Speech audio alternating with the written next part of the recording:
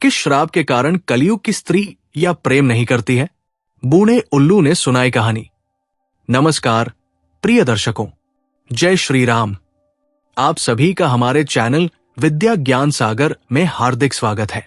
यहां हम आपके लिए लाते हैं सनातन धर्म की अद्भुत, प्रेरणादायक और सच्ची घटनाओं पर आधारित कथाएं, जो आपके हृदय को सुख और शांति प्रदान करेंगी। आज की कथा आरंभ करने से पहले एक विनम्र निवेदन है। श्रीमद् भगवद गीता और पुराणों में कहा गया है कि अधूरी छोड़ी गई कथा दुख और पाप का कारण बनती है। इसलिए कृपया इस कथा को अंत तक अवश्य सुनें। यदि आप अपनी मां से सच्चा प्रेम करते हैं तो इस वीडियो को लाइक करें, हमारे चैनल को सब्सक्राइब करें और कमेंट में मां लिखकर अपना समर्थन दिखाएं। तो चलिए बिना किसी देरी के आरंभ करते हैं आज की प्रेरणादायक कथा। बहुत समय पहले, जब सतयुग, त्रेतायुग और द्वापर युग समाप्त हो चुके थे, तब पृथ्वी पर कलयुग का प्रभाव बढ़ने लगा। देवताओं, ऋषि मुनियों और साधुओं ने देखा कि मनुष्य धीरे धीरे अपनी नैतिकता और सच्चाई को भूलने लगा। रिश्तों में छलकपट बढ़ गया, प्रेम में स्वार्थ आ गया और सच्ची निष्ठा दुर्लभ हो गई। गहन जंगलों के बीच एक विशाल और पुराना वटवृक्ष था। उसी वृक्ष की एक शाखा पर एक बूढ़ा उल्लू रहता था, जिसे सभी जीव जंतु महाज्ञानी बूढ़ा उल्लू कहकर पुकारते थे। ये उल्लू हजारों वर्षों से इस संसार को देखता आ रहा था और युगों के बदलाव का साक्षी था। उसने अपने जीवन काल में रामायण, महाभारत और अनेक राजाओं के उत्थान और पतन को देखा था। एक दिन जब बूढ़ा उल्लू अपनी गहरी ध्यानावस्था में था, तभी उसने किसी के करुण विलाप की आवाज सुनी। उसने अपनी आंखें खोली और देखा कि उसके सामने एक सुंदर दिव्य स्त्री खड़ी थी, लेकिन उसका रूप क्षीण था, उसका शरीर कांप रहा था और उसकी आंखों से अविरल आंसू बह रहे थे। उल्लू ने पूछा, हे देवी, तुम कौन हो और इस अंधकारमय वन में इस प्रकार दुखी होकर क्यों रो रही हो? उस स्त्री ने सुबकते हुए उत्तर दिया, हे महाज्ञानी उल्लू, मैं प्रेम की आत्मा हूं।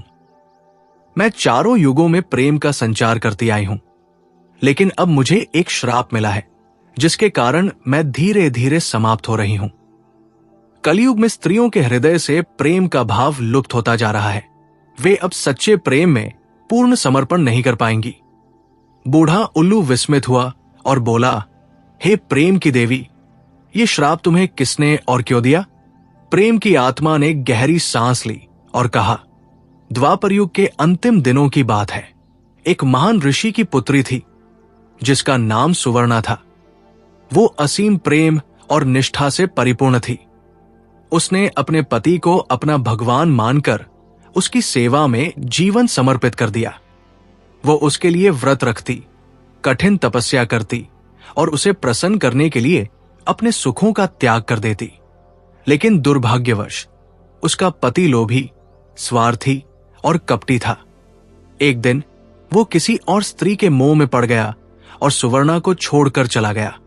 उसने अपने प्रेम का तिरस्कार किया और उसके समर्पण का मजाक उड़ाया। सुवर्णा ने अपनी आत्मा को चीर देने वाली पीड़ा के साथ भगवान से प्रार्थना की, हे प्रभु, यदि प्रेम इतना तुच्छ और दुर्बल है कि कोई भी इसे ठुकरा सकता है, तो मैं ऐसा प्रेम इस संसार में नहीं चाहती। यदि प्रेम का ये अपमान संभव है, तो मैं चाहती हूं कि कलयुग में स्त्रियां प्रेम में सरलता से विश्वास न करें। वे निस्वार्थ प्रेम करने से पहले अपने स्वार्थ और बुद्धि से निर्णय लें। वे प्रेम में पूरी तरह से समर्पित न हों, ताकि उन्हें कोई छल न सके। भगवान ने उसकी प्रार्थना स्वीकार कर ली और कहा, हे सुवर्णा, तुम्हारा दर्द सत्य है। तुम्हारे प्रेम का अपमान हुआ है, इसलिए कलयुग में प्रेम इतना पवित्र और निस्वार्थ नहीं रहेगा। स्त्रियां अब प्रेम में तर्क और स्वार्थ को अधिक महत्व देंगी। वे अपने सुख, सुरक्षा और समाज के बंधनों के कारण प्रेम का त्याग भी कर सकती है। केवल वही स्त्री सच्चा प्रेम कर सकेगी जो इस श्राप को तोड़ने का प्रयास करेगी। प्रेम की आत्मा ने बूढ़े उल्लू से कहा, इस श्राप के कारण अब कलयुग की स्त्रियां प्रेम में उतनी निष्ठावान नहीं होंगी जितनी सतयुग, त्रेतायुग और द्वापर युग में थी। अब प्रेम को स्वार्थ, धन, प्रतिष्ठा और सामाजिक बंधनों के तराजू में तौला जाएगा। स्त्रियां अपने हृदय से अधिक अपनी बुद्धि और समाज की दृष्टि को महत्व देंगी। अब प्रेम त्याग, बलिदान और समर्पण का प्रतीक नहीं रहेगा, बल्कि एक समझौता बन जाएगा। ये मोह, आकर्षण और स्वार्थ से अधिक प्रभावित होगा। पुरुष भी प्रेम में छलकपट करेंगे और स्त्रियां भी प्रेम को स्वार्थ और भौतिक सुखों की दृष्टि से देखेंगी। बूढ़े उल्लू ने प्रेम की आत्मा की व्यथा सुनी और गंभीर स्वर में कहा, हे प्रेम की आत्मा, यह सत्य है कि कलयुग में प्रेम का स्वरूप बदल जाएगा, लेकिन यह भी सत्य है कि जब तक इस संसार में एक भी सच्चे प्रेमी का हृदय धड़क रहा है, तब तक प्रेम समाप्त नहीं हो सकता। जब तक एक भी स्त्री या पुरुष निस्वार्थ प्रेम में विश्वास रखता है, तब तक इस श्राप को पूरी तरह से अमल में नहीं लाया जा सकता। एक दिन ऐसा समय आएगा जब कुछ स्त्रियां इस श्राप को तोड़ने का प्रयास करेंगी। वे अपने हृदय की सच्चाई को समाज के बंधनों से ऊपर रखकर प्रेम को पुनः स्थापित करेंगी। जब वे बिना किसी भय और स्वार्थ के प्रेम करेंगी, तब ये श्राप समाप्त हो जाएगा और प्रेम अपने वास्तविक दिव्य स्वरूप में लौट आएगा। बूढ़े उल्लू की भविष्यवाणी सत्य सिद्ध होने लगी। धीरे धीरे कुछ स्त्रियां जो सच्चे प्रेम को समझती थी, समाज की बेड़ियों को तोड़कर अपने प्रेम के साथ खड़ी होने लगी। उन्होंने प्रेम को केवल भौतिक इच्छाओं और सामाजिक नियमों से परे देखा। वे प्रेम में विश्वास करने लगी, निस्वार्थ प्रेम को अपनाने लगी, और जब वे पूरी तरह समर्पित हुई, तो धीरे धीरे वो श्राप कमजोर होने लगा। प्रेम की आत्मा ने पुनः शक्ति प्राप्त की और धीरे धीरे संसार में प्रेम का पुनर्जागरण होने लगा। समय बीतता गया और कलयुग के अंधकार में से प्रेम का शुद्ध रूप पुनः जागृत होने लगा। इस बार प्रेम सिर्फ हृदय के भाव नहीं, बल्कि मानसिक और आत्मिक स्तर पर भी विकसित हो रहा था। कुछ स्त्रियां और पुरुष प्रेम में समर्पण और त्याग की शक्ति को समझने लगे थे। वे प्रेम को भगवान की भक्ति, स्वधर्म के पालन और आंतरिक शांति के रूप में देख रहे थे। एक दिन प्रेम की आत्मा ने फिर से देवी सुवर्णा के रूप में धरती पर अवतार लिया। इस बार वो मनुष्यों से पुनः प्रेम का सार समझाने आई। उसने लोगों को बताया कि प्रेम सिर्फ एक भावना नहीं, बल्कि एक कार्य है जिसमें त्याग, सम्मान और दूसरे के प्रति सहानुभूति होनी चाहिए। उसे देखकर लोग फिर से प्रेम में विश्वास करने लगे, लेकिन अब वे केवल प्रेम को प्राप्त करने के लिए नहीं, बल्कि प्रेम को देने के लिए जीवन जीने लगे। इससे एक नई सामाजिक जागृति ने जन्म लिया, जहां रिश्ते ज्यादा सशक्त, सच्चे और निस्वार्थ हो गए। समय के साथ एक दिन प्रेम की आत्मा ने अपनी सभी दुखों को त्यागते हुए ये घोषणा की, अब मेरा श्राप समाप्त हो गया है। जब तक संसार में एक भी व्यक्ति सच्चे प्रेम को समझता है, तब तक ये श्राप अस्तित्व में नहीं रहेगा। अब प्रेम का शुद्ध रूप संसार में प्रवाहित हो रहा है और सभी के हृदयों में प्रेम की लौ जल रही है। सभी स्त्रियां और पुरुष जो अब तक प्रेम की वास्तविकता को समझ चुके थे, वे सत्य को स्वीकार करने लगे। उन्होंने न केवल अपने रिश्तों को, बल्कि अपनी पूरी जीवन शैली को प्रेम की दिशा में ढाला। धीरे धीरे समाज में असल प्रेम का पुनः उदय हुआ और वो श्राप पूरी तरह से समाप्त हो गया। प्रेम की आत्मा ने देखा कि अब पृथ्वी पर प्रेम की शक्ति एक स्थायी रूप से समाहित हो गई थी, लेकिन उसे ये भी समझ में आया कि प्रेम के बिना विनाश भी संभव है। इस संदेश को सभी तक पहुंचाने के लिए उसने एक और कार्य किया। उसने दुनिया भर में प्रेम और विनाश के परस्पर संबंध को समझाने के लिए एक सभा आयोजित की। सभा में विभिन्न देशों, जातियों और धर्मों के लोग उपस्थित थे। प्रेम की आत्मा ने कहा, प्रेम ही जीवन की सच्ची शक्ति है, लेकिन जब प्रेम की शक्ति का अनुचित उपयोग किया जाता है, तो यही शक्ति विनाश का कारण भी बन सकती है। जब प्रेम में स्वार्थ, धोखाधड़ी और छलकपट घुस जाते हैं, तो ये विनाशकारी रूप धारण कर लेता है। सच्चा प्रेम अपने आप को पूरी तरह से समर्पित करना होता है। ये उस शक्ति से जुड़ा है जो हर जीव और हर प्राणी के बीच एकता का सूत्र है।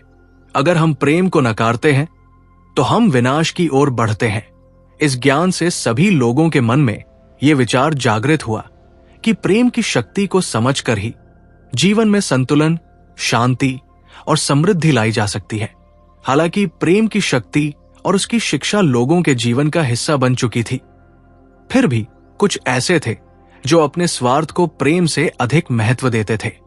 एक दिन एक बड़े साम्राज्य के राजा ने प्रेम की आत्मा से पूछा, आप कहते हैं कि प्रेम से समाज और राज्य सशक्त हो सकता है, लेकिन जब राष्ट्र की सुरक्षा और शक्ति का सवाल आता है तो क्या प्रेम को प्राथमिकता दी जा सकती है? प्रेम की आत्मा ने उसे समझाते हुए उत्तर दिया, राजा, प्रेम केवल निजी रिश्तों में नहीं बल्कि राष्ट्र की शक्ति और सुरक्षा में भी भूमिका निभा सकता है। जब एक राज्य के लोग प्रेम और समझ के साथ एकजुट होते हैं तो उनकी शक्ति असल में अमर हो जाती है। युद्ध और संघर्ष केवल बाहरी शक्ति पर निर्भर नहीं होते बल्कि एकता और सहयोग की आंतरिक शक्ति पर निर्भर करते हैं। राजा ने इस उत्तर को गहरे से महसूस किया और उसने प्रेम के सिद्धांतों को अपनी शासन व्यवस्था में लागू करने का निर्णय लिया। उसके शासन के दौरान उसने अपने राज्य की नीति को प्रेम और समझ से जोड़ा। यह कदम न केवल राज्य के लोगों के लिए एक नया दिशा था बल्कि ये बाकी राज्यों के लिए भी एक उदाहरण बन गया। समाज में प्रेम की शक्ति पूरी तरह से स्थापित हो चुकी थी और लोग अब इसे केवल व्यक्तिगत या सामाजिक जीवन का हिस्सा नहीं बल्कि जीवन का मूल सिद्धांत मानते थे। लेकिन एक अंतिम परीक्षा सामने आई जब एक गहरी प्राकृतिक आपदा ने पूरी पृथ्वी को घेर लिया।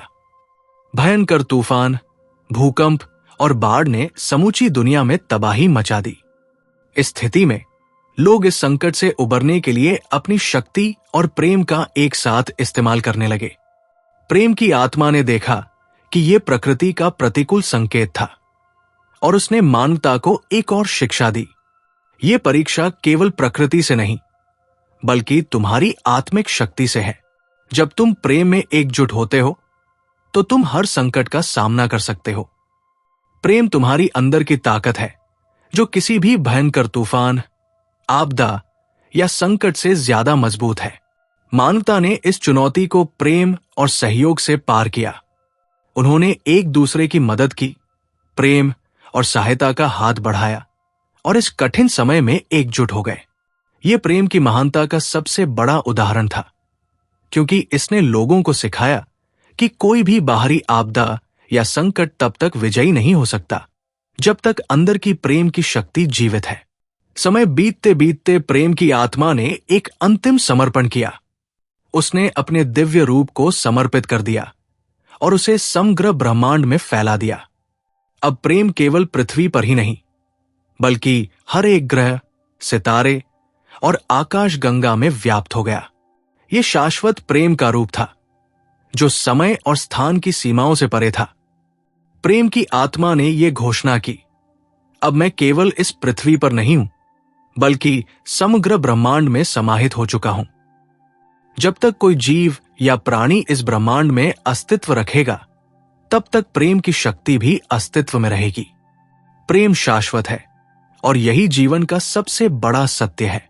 यह सत्य संसार में फैल गया और हर व्यक्ति ने इसे अपनी आत्मा में महसूस किया।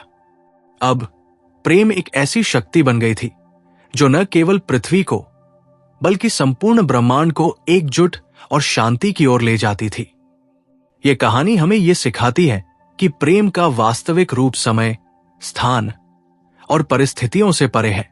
प्रेम की शक्ति शाश्वत है और यह पूरे ब्रह्मांड में फैल सकती है यदि हम इसे अपने हृदय से स्वीकार करें और बिना स्वार्थ के दूसरों से प्रेम करें। प्रेम का यह संदेश न केवल पृथ्वी बल्कि समग्र ब्रह्मांड को शांति और समृद्धि की ओर मार्गदर्शन करता है। आदरणीय श्रोताओं, अगर इस कथा ने आपको प्रेरित किया हो तो कृपया इसे लाइक और शेयर करना न भूलें। आपके विचार हमारे लिए अमूल्य हैं, इसलिए अपनी प्रतिक्रिया कमेंट बॉक्स में जरूर लिखें। जय श्री कृष्णा के माध्यम से अपने श्रद्धा भाव व्यक्त करें। आपका सहयोग और समर्थन हमें आगे बढ़ाता है। जय श्री राम। समाज में प्रेम का पुनर्जागरण हो चुका था, लेकिन ये प्रेम केवल कुछ चुनिंदा व्यक्तियों में ही सीमित था। बाकी लोग अपनी रोजमर्रा की जिंदगी में व्यस्त थे और उनका जीवन प्रेम से अधिक भौतिकताओं और स्वार्थों में डूबा हुआ था।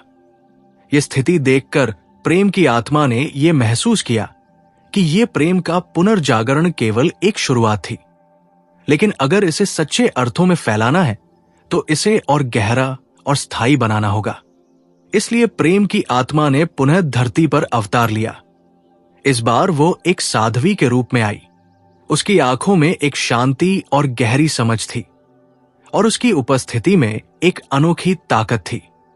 वो सभी से प्रेम की शिक्षा देती, समझाती और जागरूक करती कि प्रेम केवल एक भावना नहीं बल्कि एक जीवन का दृष्टिकोण होना चाहिए। साध्वी प्रेम की शिक्षा लेकर गांव-गांव, शहर-शहर घूमने लगी। लेकिन जैसे ही उसने प्रेम का संदेश फैलाना शुरू किया, कई लोग उसके इस संदेश को स्वीकार नहीं कर पाए। कुछ लोग इसे एक भ्रम मानते हुए हंसी उड़ाने लगे, जबकि अन्य ने इसे केवल एक असंभव बात मानकर नकार दिया। इसके बावजूद साध्वी ने अपने मिशन को जारी रखा, क्योंकि उसे यह विश्वास था कि एक दिन प्रेम का सच्चा रूप सभी हृदयों में बस जाएगा। एक दिन जब वो एक छोटे से गांव में प्रेम का संदेश दे रही थी, वहां के एक कठोर और स्वार्थी व्यापारी ने उसे चुनौती दी।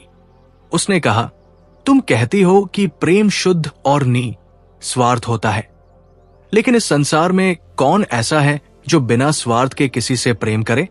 हर कोई किसी न किसी स्वार्थ के लिए प्रेम करता है। साध्वी ने शांत भाव से उत्तर दिया, प्रेम वो नहीं है जो तुम समझते हो। प्रेम का अर्थ है आत्मा का मिलन, बिना किसी भय और स्वार्थ के। ये उस भावनात्मक संपत्ति से परे है जिसे तुम व्यापार में देख रहे हो। जब तुम अपनी आत्मा से जुड़कर प्रेम करना सीखोगे, तब तुम इसे समझ पाओगे। ये सुनकर व्यापारी चुप हो गया, लेकिन उसके हृदय में गहरी उलझन उत्पन्न हो गई। उसे महसूस हुआ कि शायद वो सचमुच प्रेम के बारे में कुछ नहीं जानता था।